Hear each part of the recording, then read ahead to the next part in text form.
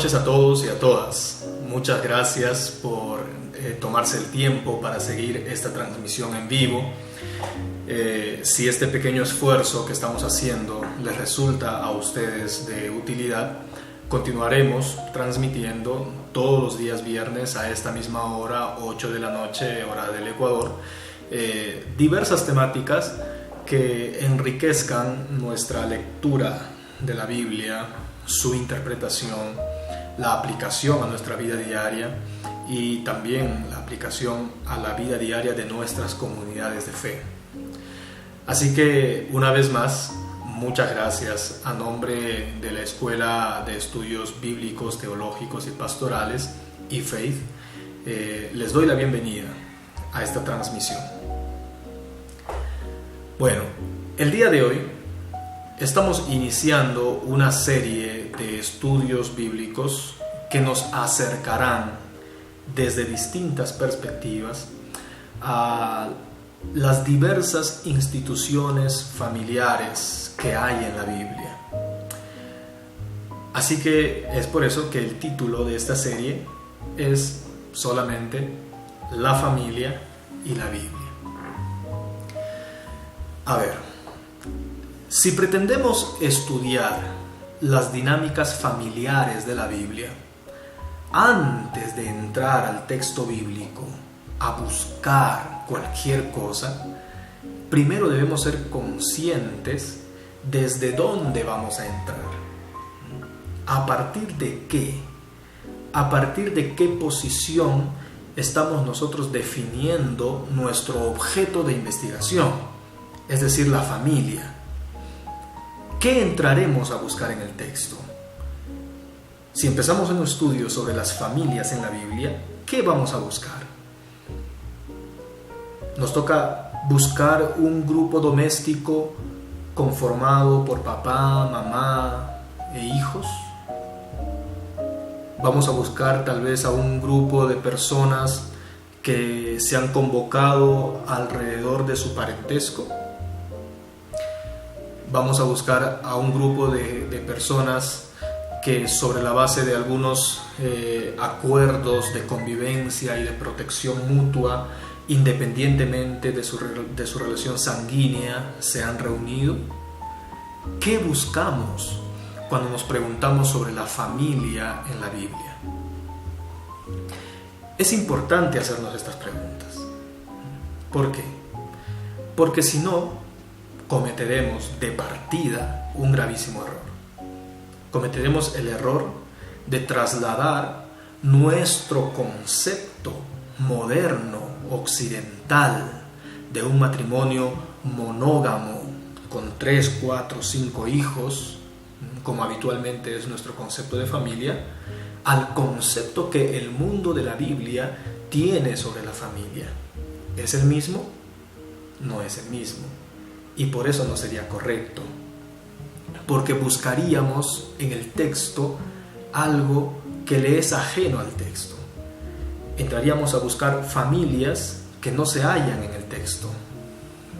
Entonces, si queremos estudiar la familia en la Biblia, necesitamos establecer bien nuestro marco teórico de referencia. Un marco teórico que nos ubique bien en nuestra búsqueda, que nos indique qué es lo que estamos buscando. Para esto voy a utilizar la afirmación de una socióloga francesa, Martine Sigalin. Ella hace una afirmación sobre la familia en su libro Antropología Histórica de la Familia. En este libro, ella dice que la familia es una institución flexible que al hilo de los cambios sociales va readaptando sus formas, sus funciones, sus papeles y sus resistencias. Este concepto es el que va a ser nuestro faro para adentrarnos en medio de esas aguas que a veces son oscuras de las sociedades del mundo bíblico. ¿Por qué necesitamos este faro?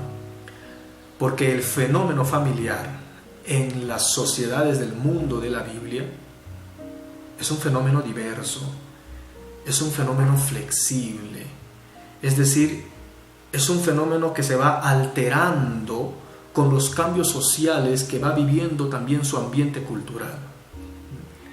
Y si creemos, como así parece que es, que la Biblia fue escrita en un margen bastante amplio de alrededor de 1000 años, entonces también debemos saber que la Biblia nos proyecta diversas imágenes sobre las instituciones familiares, que en todo este tiempo la familia ha tenido que encontrar diversas configuraciones, porque es un marco histórico bastante grande. Entonces, no era lo mismo el concepto de familia en los tiempos, por ejemplo, de Abraham, que en los tiempos de David, que tienen casi 1000 años de diferencia. ¿Por qué? Porque las sociedades cambian, y con el cambio de las sociedades también las instituciones familiares van adquiriendo nuevas formas. Entonces, no solamente no es cierto que la Biblia tenga o enseñe un único modelo familiar establecido por Dios, sino que además decir eso es un error epistemológico, es un error antropológico, es un error histórico, es un error sociológico. No se puede hacer esa afirmación. O peor aún, pretender reproducir quizá en nuestros días un llamado modelo familiar único, bíblico, que no existe. Y bueno, si existiese ese modelo, como no existe, pero si existiese, tampoco sería posible reproducirlo, porque sería un anacronismo total, pues nuestra sociedad a nosotros nos demanda una configuración distinta de nuestras instituciones familiares. Pero, si algo nos dice la Biblia sobre la familia, es justamente que esta es una institución flexible, que con el paso del tiempo se va adaptando a los nuevos símbolos culturales que generan una determinada configuración social y responde ante esta nueva realidad para seguir cumpliendo su rol como un lugar que propicie el espacio fraterno para el desarrollo de los miembros de la familia y un espacio que propicie la participación positiva de los miembros de la familia en la vida de la sociedad. Eso sí nos dice la Biblia. Ahora, para quienes esta primera parte todavía suena infundada, es decir, no están convencidos de lo que estoy diciendo y continúan creyendo que la Biblia tiene y enseña un único modelo familiar establecido por Dios, que debe ser reproducido por los creyentes, la pregunta es sencilla: ¿cuál es ese único modelo?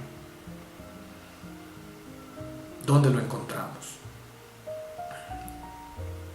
¿El patriarcado de Abraham y su poligamia es ese modelo al que nos referimos? ¿La familia de David y sus concubinas es el modelo? ¿El matrimonio exclusivo entre parientes, miembros de una misma casa, ese es el modelo? ¿Cuál de todos los modelos que aparecen de familia en la Biblia es ese llamado único modelo que Dios ha establecido? Pues bueno, la respuesta puede ser larga, y es justamente por eso que hemos iniciado esta serie de estudios. Porque no se trata solamente de defender apasionados algo que quizá ni siquiera estamos entendiendo bien, sino que frente a los grandes cambios que nuestra sociedad actual vive, debemos dejar que realmente el texto bíblico nos hable, que el texto nos hable desde las profundidades de esa palabra que se encarnó en la historia de un pueblo, que nos hable, y no le hagamos más bien nosotros hablar al texto cosas que no dice, solamente para defender quizá una bonita frase que suena bien, pero que puede desdibujar el mensaje bíblico ese mensaje que es redentor para todas las familias del mundo y en todos los tiempos. Entonces, hecha esta introducción, podemos ahora sí empezar a descubrir esa diversidad de instituciones familiares que poco a poco van evolucionando a lo largo del texto bíblico. Y es muy importante este estudio porque de algún modo la Biblia, que ha sido escrita en el contexto de la cultura judía antigua, es el producto es el producto de la configuración de estas instituciones familiares. Es por eso que necesitamos entender las dinámicas familiares en la Biblia. Los etnógrafos están de acuerdo con que en la antigüedad se puede identificar por lo menos a 3 tipos de organización familiar. Un primer tipo es la organización fratriarcal, no patriarcal, sino fratriarcal, donde la sucesión del mando familiar seguía la línea de los hermanos. El mando familiar pasaba del hermano mayor al menor y hacía que sí, estaba centrado en los hermanos varones. Pero también hay un segundo modelo familiar que es el matriarcal, donde la pertenencia a la familia y el reconocimiento del clan o de la tribu estaba determinado no por el padre, sino por la línea de la madre. Ahora, es importante entender que en estos modelos matriarcales no necesariamente suponía un dominio de la mujer sobre los varones de la familia, sino que la institución familiar estaba legitimada en el linaje de la madre. Eso era el matriarcado, ¿no? Y no del padre. Finalmente, el tercer modelo familiar es el patriarcal, donde ahí sí es el varón quien tiene la supremacía sobre los miembros de la casa y sobre las mujeres de la casa también, ¿no? Y además es la línea parental del varón, del padre de familia, la que determina la inclusión de los miembros en la familia, en el grupo. Ahora, algunos biblistas han intentado fundamentar la existencia de matriarcados en la Biblia. Sin embargo, el padre Roland de Vaux considera que estos argumentos no son suficientemente sólidos, ¿no? Pero lo que sí es innegable es que las instituciones familiares de la Biblia, sobre todo las más antiguas, son instituciones que obedecen al modelo patriarcal, que era un modelo típico en las culturas agrícolas antiguas. Incluso la nomenclatura, el término que se utilizaba para familia, porque el término familia no existe literalmente en la Biblia, ¿no? El término que se utilizaba en el hebreo es bed'ab, que traducido es la casa del padre, la casa del padre. En esta casa del padre estaban involucrados el padre, la madre, los hijos y las esposas de los hijos y los niños. Y alguien dirá, ¿qué pasó con las niñas? Pues en este modelo patriarcal, el lugar que ocupaban las niñas, las hijas, era bastante marginal, porque cuando ellas cumplían la edad suficiente para ser desposadas, pues debían salir de la familia, del clan o de la tribu, para luego sumarse a la familia de sus maridos, ¿no? Entonces la posición de ellas dentro de la familia sí era bastante inferior. La institución patriarcal es una institución que otorga al padre de familia completos privilegios sobre la vida del grupo, ¿no? Al punto que incluso el patriarca puede tomar la vida de su hijo, ¿no? Puede decidir si su hijo vive o muere en alguna determinada circunstancia.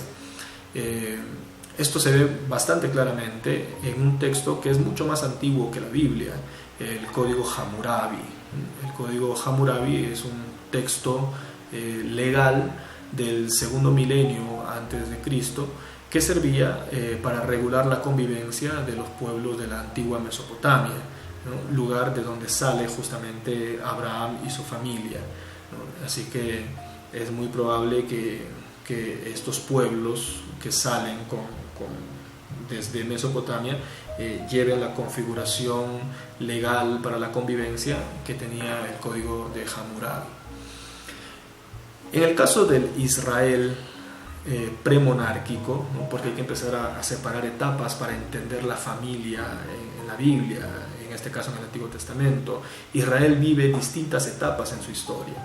El Israel premonárquico es ese Israel que se establece antes de los reyes, ¿no? Antes de Saúl, David, Salomón. En ese Israel, en el premonárquico, las familias extensas, que en hebreo se conocen como las mishpajá, estaban conformadas también por los esclavos, por las esclavas y por las concubinas, ¿no? Es decir, estaba la madre, el padre, la madre, los hijos, las esposas de los hijos, las esclavas, ¿no? Y además también las concubinas del patriarca. Y en algunos casos también se sumaban extranjeros residentes, ¿no? Si había un extranjero que residía ahí contigo, también venía a formar parte de tu familia. En las familias patriarcales, entonces, de la Biblia, el padre además también tiene responsabilidades religiosas, como es el caso de Micaía en el libro de Jueces, capítulo 17, versículo 5, donde nombra a su hijo como sacerdote, y le otorga toda la autoridad sacerdotal al hijo, ¿no? ¿Quién hace eso? El padre, el patriarca, porque su autoridad también es religiosa.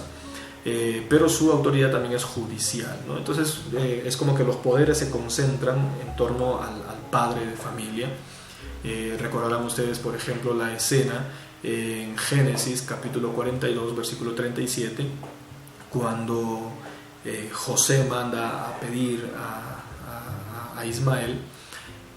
Jacob no quiere enviarle, y Rubén le dice a Jacob que envíe a Ismael bajo su responsabilidad, y que si algo le pasaba a Ismael, entonces Jacob podía tomar la vida de los hijos de Rubén, de los dos hijos de Rubén, y matarlos, ¿no? Es decir, la potestad incluso judicial o jurídica, legal, la determinación de la vida del clan, de la tribu, estaba también en el patriarca. Sin embargo, a pesar de los privilegios que tenía el patriarca, el padre, y la subordinación de la madre a la autoridad del patriarca, al margen de eso, la madre también tenía un rol importante, ¿no? Y de muy alta estima en la familia. Si bien la figura del padre se asociaba al poder, el juicio, la autoridad, la figura de la madre hacía un rol importante de personificar el amor, la lealtad, la devoción, la sencillez, la humildad, ¿no? En Proverbios capítulo 1 versículo 8 se nos muestra una imagen de eso, cuando el escritor dice: oye, hijo mío, la instrucción de tu padre, y no desprecies la dirección de tu madre. Es decir, ambos, padre y madre, compartían la responsabilidad del cuidado de la familia, ¿no? Todas estas cosas que les estoy mencionando las hace notar el profesor Alfonso Ropero en una de sus últimas obras que él editó, que es el Gran Diccionario Enciclopédico de la Biblia, que fue publicado por CLIE. Las características que he mencionado hasta ahora son comunes en la cultura patriarcal de la mayoría de los pueblos del Antiguo Oriente Medio. Sin embargo, en Israel había una figura familiar que no tenía paralelo con las otras culturas circundantes. Esta figura familiar es conocida como el Goel. El Goel. ¿Qué significa Goel?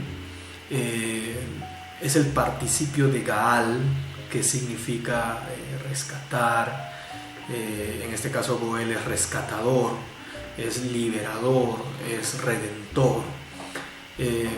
La imagen del Goel me resulta una imagen muy, muy interesante, porque es el producto de una comprensión bastante alta de la solidaridad, sobre todo la solidaridad en familia. Es una comprensión que lo que busca es de alguna manera asegurar que una familia que ha caído en desgracia no sea tan golpeada por esa desgracia, es decir, no tenga que extinguirse en la ruina de su desgracia. Entonces aparece esa figura familiar del Goel, figura que aparece muy clara en el libro de Levítico capítulo 25, versículos 47, 48 y 49, explica con mucha claridad los alcances de esta figura, de la figura del Goel. Dice en este pasaje que si el forastero o el extranjero que está conviviendo contigo empieza a enriquecerse y tu hermano que está al lado de este forastero se empobrece, ahí hay una dualidad bastante interesante de enriquecimiento y empobrecimiento. ¿No? Dice que si tu hermano se empobrece y tiene que luego venderse como esclavo al rico para pagar su deuda, porque esa era la costumbre, si yo me endeudaba y no podía cancelar la deuda, pues llevaba a mi familia a una desgracia, porque teníamos que servir como esclavos de mi deudor, ¿no? Entonces dice que si eso le pasa a tu hermano, este hermano tuyo tiene que ser rescatado. Dice la ley de Levítico, podrá ser rescatado. Dice, uno de sus hermanos lo rescatará. Esta es una prescripción legal, es decir, es una ordenanza legal, ¿no? El Goel es el pariente más cercano a la desventurada familia que está atravesando su desgracia y tiene la obligación social, familiar, de rescatar a la familia de esta desgracia. Pero no solamente de desgracias materiales, ¿no? Ya era una desgracia para una familia, por ejemplo, si no tenían hijos, y si una pareja se casaba, alguien de tu familia se casaba y antes de tener hijos el varón moría, entonces el Goel, que era el pariente más cercano, lo que tenía que hacer era redimir la familia, redimir a la mujer, rescatar a la mujer de su desgracia y hacerla su mujer. Y al hacerla su mujer, al primogénito, al primer hijo varón, le tenía que poner el nombre de su hermano muerto, con la finalidad de asegurar que el nombre de su hermano no se extinga, que su descendencia continúe y que su heredad no sea expropiada. En la Biblia, en el Antiguo Testamento, el relato de Ruth, por ejemplo, es un relato que también dibuja con mucha claridad todo lo que puede significar un Goel en medio de la desgracia de una familia. En este relato nosotros sabemos que tanto Ruth como Noemi vienen después de haber atravesado muchas desgracias con sus maridos muertos, viudas las dos, pobres y desgraciadas. Finalmente, cuando avanza la obra, dice que Ruth y Noemi se encuentran con Boaz. Esta es una buena noticia, porque Boaz es un pariente cercano a Noemi. Como es un pariente cercano al esposo de Ruth, entonces se convierte en el Goel, es decir, tiene la obligación de rescatar a Ruth y a Noemi de su desgracia. Es una obligación legal, familiar, ¿no? Y bueno, esta costumbre también es conocida como el levirato. ¿Por qué? Porque bueno, es un término ya más bien un poquito más posterior, un término del latín levir, que significa cuñado. Entonces esta figura del Goel es una figura muy particular de la institución familiar israelita, ¿no? Una figura que no se encuentra en otros lugares, pero que es una figura muy interesante, que además después va a ser teologizada y a Jehová mismo se le va a llamar el Goel de Israel, es decir, el Salvador, el Liberador, el Redentor, ¿no? Y ya bueno, ustedes pueden imaginar luego todos los alcances teológicos que va a tener ese término, Goel, ¿no? Redentor, que tiene sus orígenes justamente en esta práctica familiar bastante interesante. Bueno, cuando ya las familias de Israel dejan de ser nómadas, de andar buscando pasto para el ganado, y se instalan sedentariamente en Canaán, y posteriormente forman el Estado de Israel, las instituciones civiles, militares, religiosas, entonces el panorama social cambia completamente, y como el panorama social cambia a partir del siglo X a.C., también las instituciones familiares tienen que evolucionar, tienen que configurarse ahora también de otra manera, ¿no? Tienen que dar lugar a un nuevo modelo familiar mucho más acorde con la nueva realidad. Pero bueno, esta nueva configuración de las instituciones familiares las vamos a estudiar en nuestra siguiente cita, es decir, el próximo viernes a las 8 de la noche, hora del Ecuador. Si este video te ha servido y crees que puede ayudar a otros, al finalizar la transmisión, el video quedará grabado en mi muro y también en el de la página eFaith. Puedes compartirlo con aquellos que no han podido seguir esta transmisión en vivo. Te damos las gracias por haber estado con nosotros, y esperemos que puedas acompañarnos siempre, ¿no? Puedes darle también like a la página de eFaith, nos ayuda mucho porque es la única manera de poder difundir mejor esto por las redes sociales. Un abrazo a todos, que Dios los bendiga y que tengan paz.